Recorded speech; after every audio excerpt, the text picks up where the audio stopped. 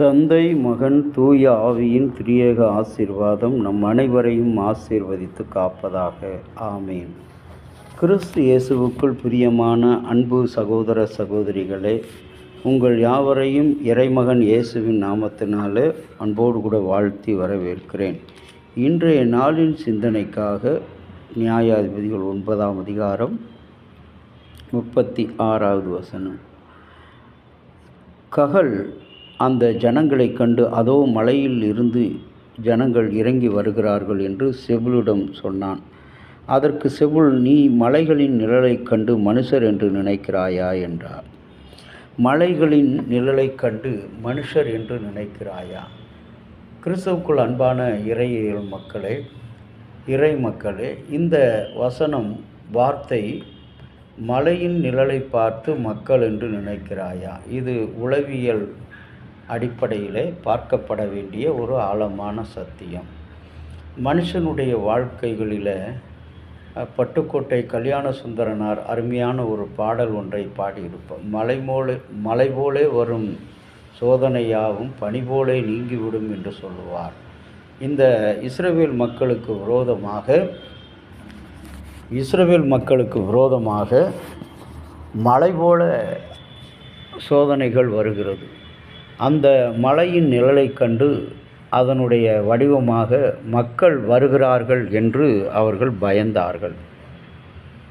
அன்பான இறை மக்களே, இன்றைக்கு கிறிஸ்தவ ஜீவியம் வாழ்க்கை என்று சொன்னாலே அது சோதனை நிறைந்த ஒரு வாழ்க்கை, வேட்கை நிறைந்த ஒரு வாழ்க்கை, வியாகுலம் நிறைந்த ஒரு வாழ்க்கை, மன அழுத்தமும் சஞ்சலமும் வருத்தமும் நிறைந்த ஒரு வாழ்க்கை.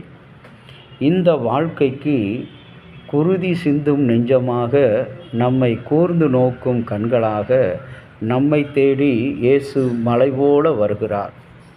இந்த மக்களுக்கு விரோதமாக எழும்புகின்ற அந்த கூட்டத்தினரை பார்த்து மலை போல வருகிறார். மலை போல வருகிற அந்த நிழலை பார்த்து மக்கள் வருகிறார்கள் என்று சொன்னார். அன்றைக்கு இஸ்ரவேல் மக்கள் பாலைவனத்தில் நடந்து போகும்போது அவர்களுடைய வருத்தம், வேதனை, வெயில். ஆனால் அவர் கர்த்தரை நோக்கி முறையிட்ட போது கர்த்தர் மேக ஸ்தம்பமாக நின்று அவர்களை அன்போடு கூட வழிநடத்தி சென்றார். வெயிலிலே அவர்களுடைய தலை வேகாமலும் சுடாமலும் அவர்கள் வழிநடத்தப்பட்டார்கள். இன்றைக்கு நம்முடைய கிறிஸ்தவ ஜீவியத்தில், ஆவிக்குரிய வாழ்க்கையில் அநேக நேரங்களில் நமக்கு வருகிற கஷ்டங்களும் சோதனைகளும் பாடுகளும் மலை போல காணப்படும். ஆனால் அது மக்களால் தான் அந்த மலை போல பிரச்சனைகள் வரும்.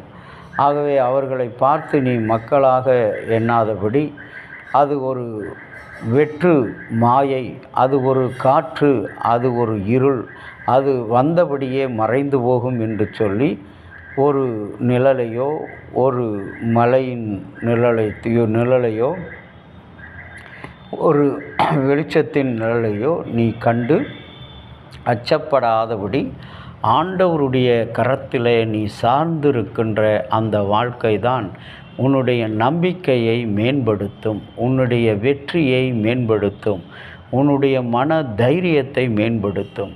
இந்த ககல் மக்களாக எண்ணி கருதின அந்த நிழல் நம்மோடு கூட வரும் நிழல் என்பது நம்மோடு கூட தான் வரும். ஆனால் அது எப்பொழுது மறையும் என்று சொல்லி தெரியாது.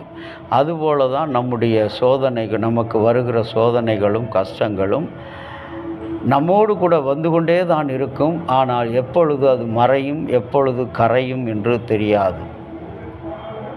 ஆண்டவராகிய இயேசு கிறிஸ்துவுக்குள் பிரியமான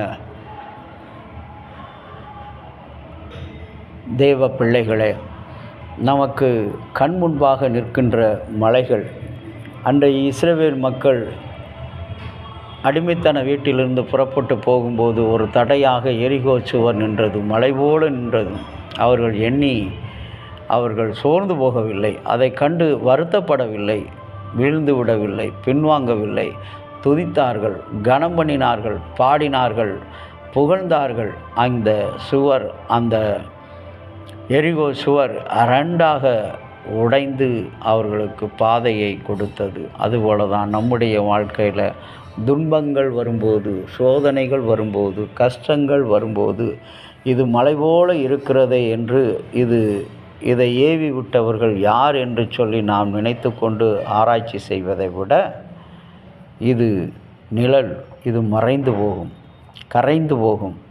இந்த காரியம் கர்த்தரால் எனக்கு வெற்றியை கொண்டு வரும், இந்த காரியத்தினால் கடவுளால் நான் ஜெயம் எடுப்பேன் என்ற நம்பிக்கையோடு நாம் இந்த நாளை துவங்குவோம்.